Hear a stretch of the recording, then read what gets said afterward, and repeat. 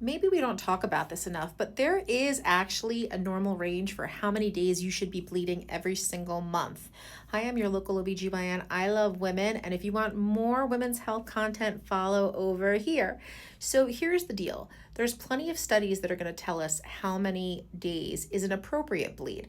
And some will be more and some will be less, but what do you need to know? So the studies really favor that the average is somewhere between a 5 to 6 day bleed, and that 7 days is kind of like hitting that upper limits. But we know that there's people that will occasionally, for a variety of situations, go a little bit longer than that.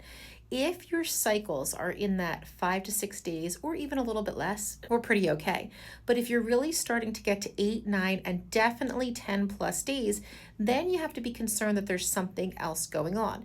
Women in perimenopause and through that menopause transition often will see these longer, lengthier bleeds because of the hormonal disruption. But there could be other underlying factors. And this is when you want to see somebody like me, your local OBGYN, to kind of figure out, all right, is there something that's like super important to know, to investigate, to figure out? Because if there is an underlying medical cause, you should get it managed. And interestingly, okay, there's actually studies that show that women who have lengthier bleeds have a slightly higher mortality rate at a younger age compared to women that have a more typical average length bleed consistently. So the more you know.